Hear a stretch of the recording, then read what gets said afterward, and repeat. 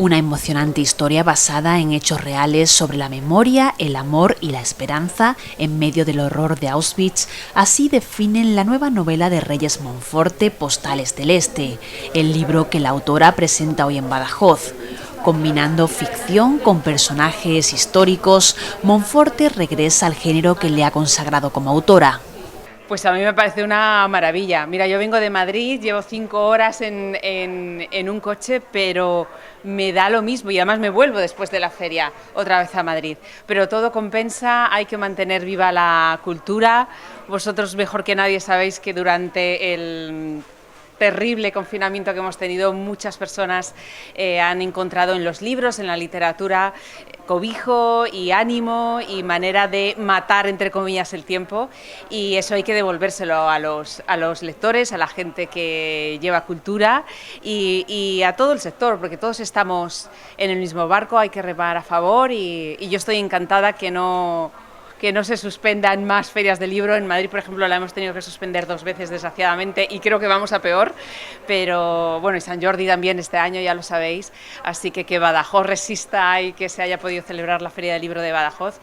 Yo estoy feliz y compensa todos los... Bueno, sacrificios tampoco ha sido ninguno, venir en coche, así que muy feliz, muy contenta y deseando volver el año que viene también. Postales del Este es una historia sobre el poder liberador de las palabras, el poder liberador y sanador, que además en los tiempos que vivimos yo creo que viene bien. Este año se conmemora, como sabes, el 75 aniversario de la liberación del campo de Auschwitz-Birkenau por parte del Ejército Rojo. Y qué mejor que hacerlo con una historia ambientada en el campo de concentración y exterminio de Auschwitz-Birkenau y protagonizada casi exclusivamente por mujeres.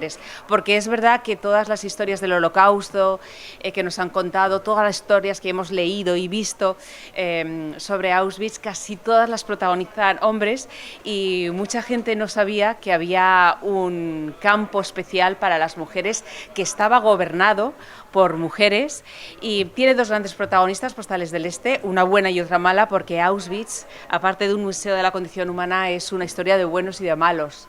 La neutralidad ahí no cabe como en casi ninguna guerra, Y está protagonizada por María Mandel, que son 2 personajes reales. María Mandel, que fue la jefa de campo de Auschwitz-Birkenau, que con apenas 30 años se convirtió en la mujer más poderosa de Auschwitz y casi de la Alemania nazi.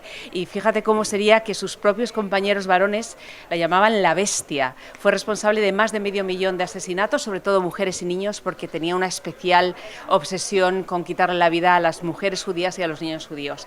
Y la otra gran protagonista, yo creo que la verdadera protagonista, es una prisionera de Francia, es una prisionera francesa que llega en septiembre de 1943 al campo de Auschwitz y, bueno, por su belleza, porque conoce varios idiomas y porque tiene una caligrafía perfecta, se convierte enseguida en la mascota tanto de María Mandel como de Josef Mengele. La relación que se entabla entre las dos y, por supuesto, contar cómo fue la vida y la muerte en el campo de concentración de Auschwitz es lo que vertebra la historia de Postales del Este.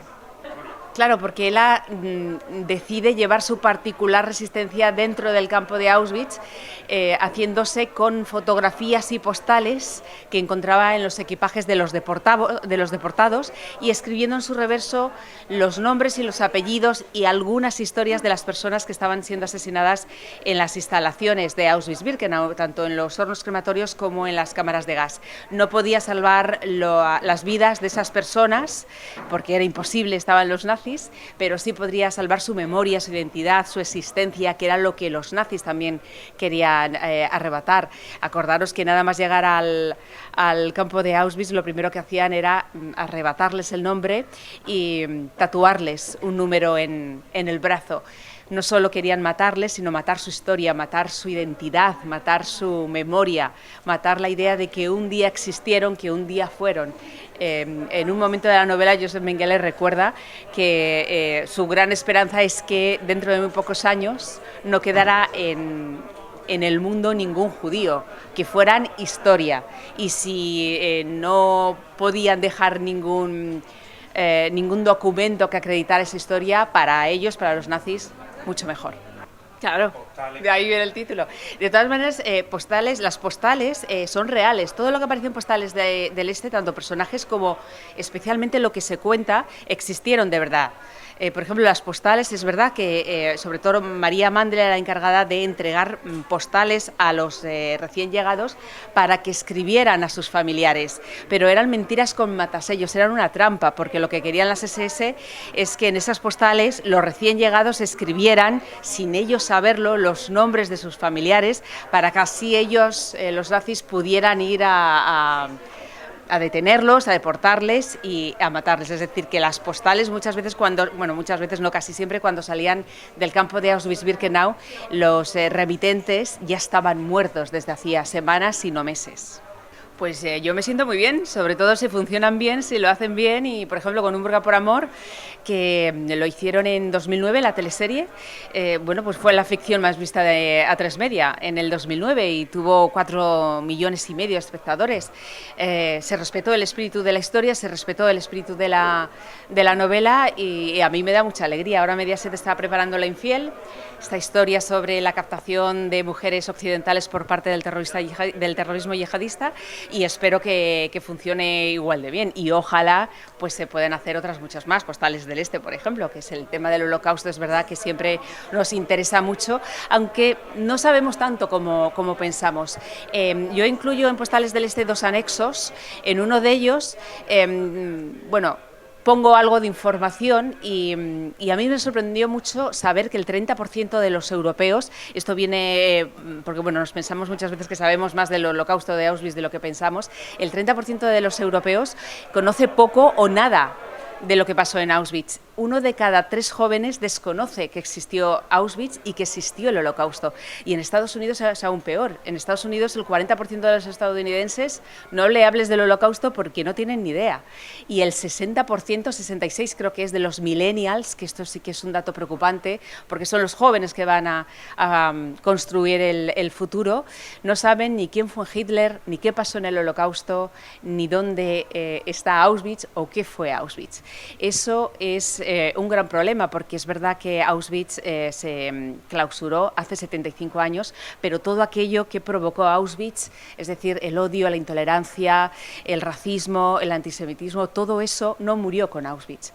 Eso no quedó enterrado en la tierra de Auschwitz, como las tarjetas, como las cartas. Eso sigue latente en la condición humana y sigue latente en nuestro tejido social.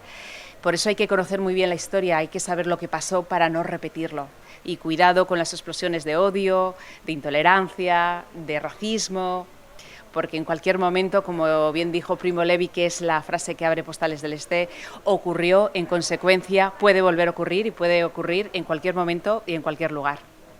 Por casualidad, yo he visitado el campo de concentración, el museo de Auschwitz-Birkenau, no sé si 10 o 12 veces en mi vida. Yo, por cierto, recomiendo que al menos una vez en la vida hay que ir al museo de Auschwitz, porque además lo llevan muy bien, todo con respeto.